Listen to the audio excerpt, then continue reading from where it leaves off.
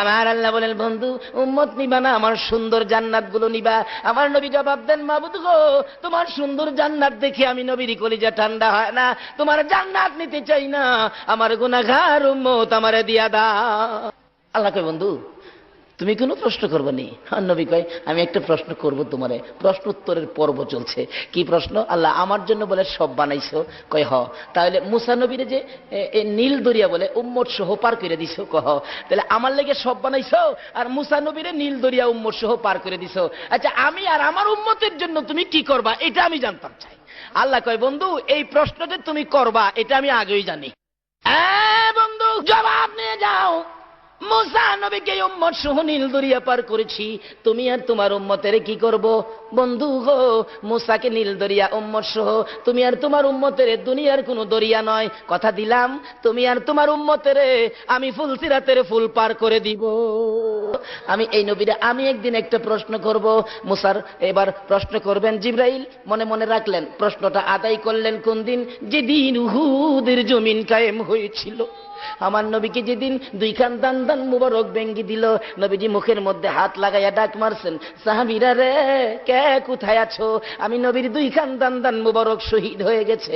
আবার আঘাত করলে মাথার লোহার টুপি ভেঙ্গে টুকরা হইয়া মাথার ভিতরে ঢুকে গেলে মাথায় হাতটা লাগাইয়া ডাক মারছে, সাহাবীরা রে আমার মাথাও ভেঙ্গে গেছে। এই বলে আমার নবী মাথা চক্কর মেরে জমিনে পড়ে গেছে। তারপরও আমার নবীকে মারতেছে জীবনের শেষ বিদায় করে দেওয়ার জন্য।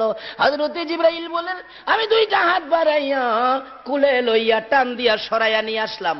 আইনা উহুদ পাহাড়ের মাঝামাঝি, নিচ থেকে দেখা যাবে না এমন একটা জায়গায় আমার নবীকে নিয়ে জিবরাইল দাঁড়াইয়া পাথরের দিকে লক্ষ্য করে ডাকতেছেন, উহুদের পাহাড় ও পাথর দেখ, যেই নবী না হইলে তুই হতি না, আমি জিবরাইলও হতাম না রে পাথর।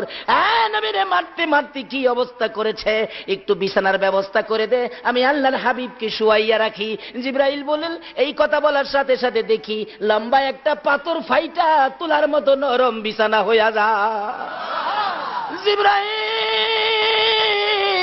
ওই বিছানার মধ্যে আমার আপনার নবীকে শুয়াইয়া মাথার পাশে বসে বসে প্রশ্ন করতেছিলেন, ইয়া রাসূলুল্লাহ দাঁত ভেঙে গেছে, ব্যথা কেমন লাগে? আমি জিবরাইলের কাছে বলুন।